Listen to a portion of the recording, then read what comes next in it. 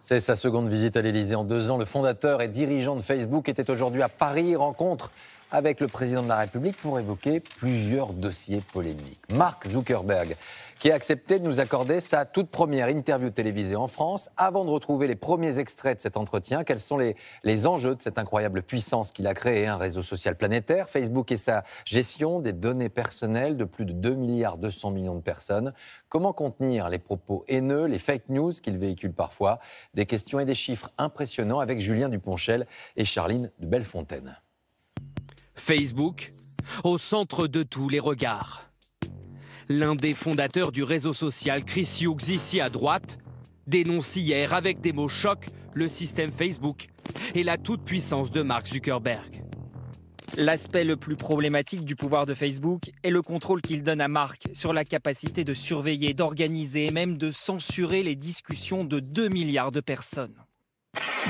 Facebook, un empire mondial, 2,2 milliards d'utilisateurs actifs, un tiers de la population mondiale. Toutes les 5 secondes, un profil est créé. Et cela rapporte. En 2018, le chiffre d'affaires du groupe s'élevait à 55,838 milliards de dollars. Avec cet argent, Mark Zuckerberg a racheté une cinquantaine de ses concurrents, dont WhatsApp et Instagram.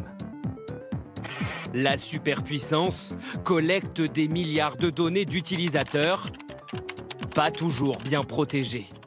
En 2016, scandale. Elles sont massivement détournées par une autre entreprise pour manipuler l'opinion pendant la campagne présidentielle américaine. Facebook, aussi accusé de relayer des fake news. 76 millions de profils seraient en réalité des faux qu'utiliseraient des terroristes ou des partis politiques. Plus récemment, Facebook est critiqué pour 17 minutes d'horreur. 17 minutes, le temps qu'il a fallu au réseau social pour arrêter la diffusion de la tuerie de Christchurch en Nouvelle-Zélande. Après des années à l'hégémonie incontestée, l'empire de Mark Zuckerberg serait-il ébranlé? Bonsoir Mark Zuckerberg. Bonsoir, merci de m'avoir invité. Merci d'accepter cette interview, d'autant que vous êtes très rare en interview. Vous n'aimez pas ça, les interviews? Non, j'en fais pas trop. Mais je suis ravi d'être ici à Paris et ravi de vous parler. Merci à vous. On vous connaît, forcément. Mais j'ai l'impression finalement que vous me connaissez mieux que je ne vous connais. Parce que vous savez tout de moi. Vous savez ce que j'aime pas. Vous connaissez mes amis. C'est un peu le cas pour plus de 2 milliards de personnes sur la planète. Est-ce que vous comprenez que parfois je puisse m'inquiéter de votre pouvoir? Eh bien, oui.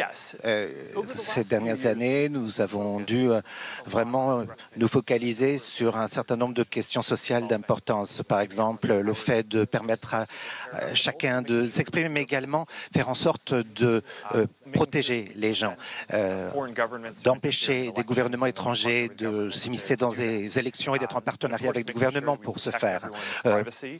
Protéger la vie privée de nos usagers et faire en sorte que chacun ait les contrôles en main pour pouvoir protéger ses propres données. C'est tellement important.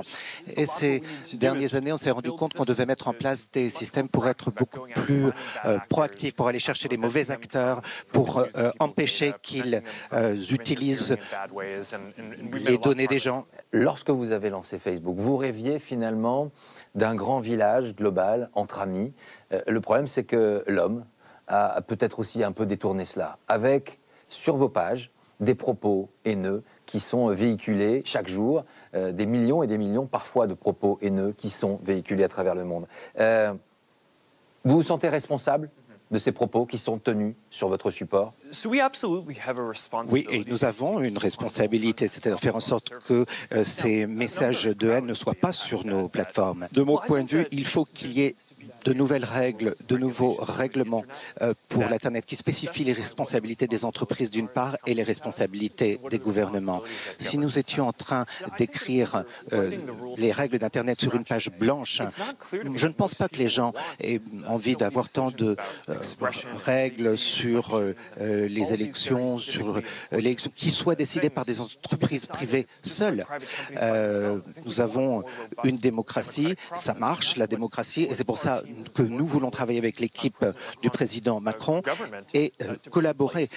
Nous sommes responsables pour faire en sorte que des propos de haine ne se retrouvent pas sur nos produits et services, mais en fin de compte, ce qui me paraît important, c'est qu'il faut qu'il y ait un processus public pour déterminer ce qui est mauvais, ce qui ne doit pas être sur ces réseaux, et nous allons travailler avec les gouvernements pour ce faire. En mars dernier, un homme se filme en direct à Christchurch, en Nouvelle-Zélande, avant d'ouvrir le feu dans 2 mosquées. Durant 17 minutes, ces images seront diffusées sur Facebook. Durant de longues minutes, elles seront diffusées sur Facebook.